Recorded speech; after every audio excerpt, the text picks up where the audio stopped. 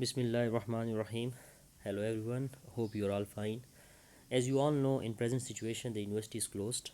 In order to facilitate students and maximize their learning, the university administration has decided to record video lectures to properly utilize time of the students. Therefore, I am recording this lecture to help you out regarding the topics which we have not discussed in this course. Let's quickly recapitulate what we have discussed so far in our course. We have already talked about definition of communication, its components, its kinds, its types, verbal and non-verbal communication. So today the topic which I'm going to discuss is barriers to effective communication. This is a very important topic as far as this course is concerned. I have divided this topic into two parts. First part I will cover in this video, and for the second part I will make another video. So what we are going to discuss in this class, we will discuss a definition of a barrier, physical barriers, semantic barriers, psychological and physiological barriers. So first of all, I will define that what is a barrier. A barrier to communication is defined as something that arrests or prevents the progress or movement of communication. Sometimes it so happens that the communication between a worker of an organization is having a communication with his boss. The communication is going on when the boss is disturbed by the arrival of peon in the office. The peon calls the boss that the workers of the organization have collected to protest against some injustice done to them. The communication which is already in progress between the worker and the boss is stopped. We can say that the arrival of the peon has proved a barrier to the communication. In technical language, we can say that anything that obstructs the free flow of communication can be termed as a barrier to communication.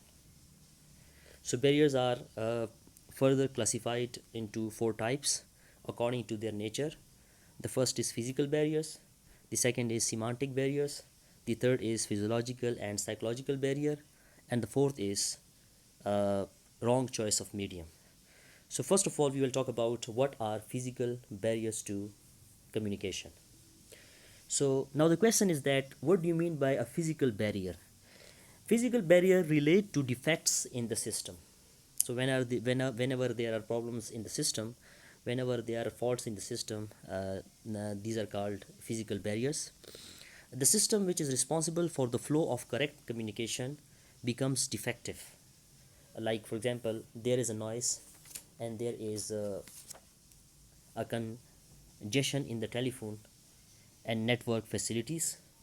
There is a faulty seating arrangement in the hall, or people working in the organization work in different shifts and their rooms are situated a far off distance. In order to have a clear picture of the physical barriers, we can classify them as follows. So physical barriers are further classified into different types. The first one is source. So now we are going to discuss that how source can be a physical barrier. The source from which the message originates is very important. The person who sends the message must be trustworthy. This thing is very important, that the person from whom you are getting the message, that person must be trustworthy. She must not have hostile feelings towards the receiver. The person who is originating the communication should not have predetermined and preoccupied thoughts. They should be clear and have an unbiased attitude, and then the communication can be effective. If your source is trustworthy, if your source is not prejudiced, then there is a possibility that your communication can be effective. If your source is not trustworthy, then there would be problems in communication. The second physical barrier is distance. Sometimes distance can also be a barrier to effective communication. For example, if a person is calling out to his colleague and the colleague is too far away to hear properly, distance can become a barrier. However, informal communication, telephone, fax, and other media are present to decrease the distance barrier.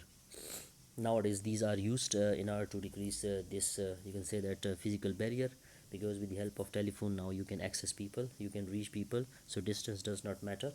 So nowadays, telephone, fax, and other media are present to decrease the distance barrier. Another physical barrier is time. If messages get delayed, they become redundant and useless. They also create confusion. Communication is useful and effective only if it is conveyed at the right time, so that to the right place. So when you get message at the right time, so that is effective. If you do not get message at the right time, then it becomes useless. So time is also a kind of physical barrier to effective communication. The fourth physical barrier is noise. There are four types of noise. Noise is further divided into four types. The first is physical noise. The second is psychological noise. The third is physiological noise, and the fourth is semantic noise. So now we're going to talk about what is physical noise. Noise is a kind of interference. It creates disturbance in the environment and damages the message. It can be a barrier in communication process. Both the sender and the receiver can be hampered by it. Messages become distorted and unclear and also inaudible because of surrounding noise. For example, when the TV set is on at a high volume, it becomes difficult to follow a conversation in the same room. It's very hard. Like, for example, if volume is high and you are sitting there, it's very hard to understand what is going on, so you can't listen. So that is physical noise barrier. The second is a psychological noise barrier. A psychological noise barrier refers to our inner state of mind. A man with disturbed mind cannot listen to others attentively. He cannot understand the message properly. The communication process suffers a lot in that case. A loss of concentration or wandering of the mind, preoccupation with a problem, or battling with prejudice are some of the examples of psychological noise. So these are different examples of psychological noise, and psychological noise is also a physical barrier to communication. Then we have physiological noise. What is physiological noise? For example, if the sender or the receiver of a message suffers from bodily illness, for example, if you are not feeling healthy, you have any bodily illness, it may prove a noise or barrier to communication. Bodily illness may include headache, fatigue, hunger, or lack of sleep. If you are feeling hunger, if you are feeling headache, so it will also affect the process of communication, and it can prove to be a barrier to effective communication.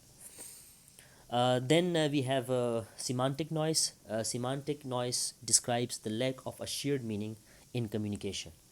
It arises from using discordant terminology and jargon. The communication between an ordinary person and a doctor, a lawyer, and an accountant fails because of the use of technical words. When there are technical words, when there are jargons, when there are terminologies registered, it will affect the process of communication, and it can be, you can say, barriers to communication.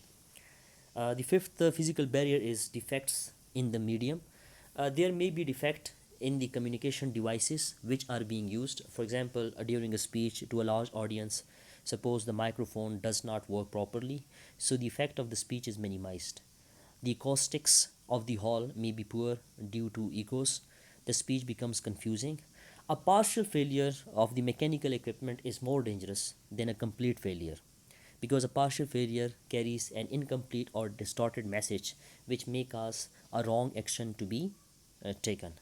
This was all about physical barriers. Now we are going to move to another topic, another barrier, which are semantic barriers. So semantic barriers, they are to do with the language. It is not very easy to do away with these barriers. These barriers are also very important, and these barriers also create problems in communication. So the first thing in semantic barriers, in order to get clear picture of semantic barriers, we can classify them as follows. The first is bad expressions. Most of the messages are badly expressed. Often they are vague and not clear. They suffer from an excess of words, or are inaccurate. They are inaccurate.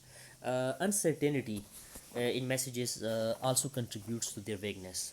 Unnecessary repetitions and irrelevant matters in the expressions lead to becoming a barrier to the communication. So when you keep on repeating things, when there are repetitions, when there are irrelevant things, you add irrelevant discussions, irrelevant information, you add in your conversation, so that can create barriers to communication, and these are included in semantic barriers. The second semantic barrier, is inaccurate translations. Very often, negligence is predominant when messages are to be rerouted. Inaccurate translations are the outcome. And this becomes a major hurdle to communication. Also, it is necessary to speak in the language that is understood by the receiver. This is very important, that you have to speak in the language that is understood by the receiver. For this, it is necessary that it is translated suitably before it is transmitted to the receiver, or else it leads to inaccurate and improper comprehension at the other hand. Another semantic barrier is semantics itself. Actually, semantics is the study of words and signs. Before communicating, the sender must make sure that the receiver understands the same meaning of the words he is going to use. If the receiver understands it differently, the purpose is lost. So this thing is very important, that you need to understand whether your receiver is understanding or not, receiver is getting what you are saying or not. If he does not understand, then the purpose is lost. The fourth barrier to semantic barriers is technical jargons. This can become a barrier if the listener is not of the same educational background as a sender. The meaning of technical words will be incomprehensible to the listener, and the purpose of communication will be lost. For example, a computer program or an engineering drawing will not make sense to someone who has no knowledge of it. Faulty communication can result if the receiver takes a different meaning of the words used. Most words are capable of meaning different things. This confusion takes place because if different social, economic, cultural, and educational backgrounds, the result is miscommunication. So this thing is very important, that whenever you communicate, uh, like your receiver must be technically sound, your receiver must have that vocabulary, your receiver must be related to that profession.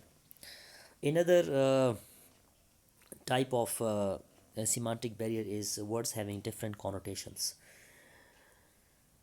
Some words have two different meanings. The literal meaning of a word is called its denotative meaning. It just informs the names objects. It does not arouse any feeling or reaction about them. These words are mostly used to refer to inanimate objects. For example, desk, telephone. So desk, telephone. These words are denotative in nature. So connotative meaning. On the other hand, these are other words which are loaded. They arouse judgments and reactions. For example, nice, well, mannered, arouse favorable reactions. Like for example, when someone says that you are a good boy, so you feel good. You do not feel you feel good, because good is a word which is connotative in nature.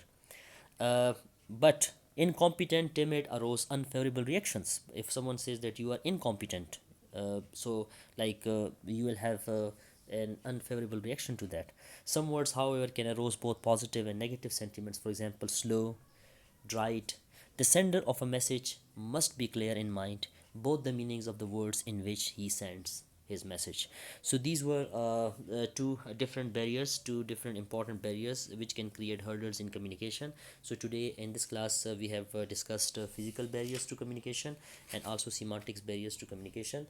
So now let's call it a day. I hope that you have understood the concepts of barriers to communication, and barriers to physical barriers to communication and semantic barriers to communication.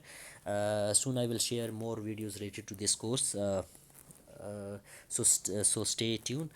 Try to listen to these videos again and again. At the end of the video session, I will upload quiz related to these topics, so you need to be in a position to handle it. Thanks for your time.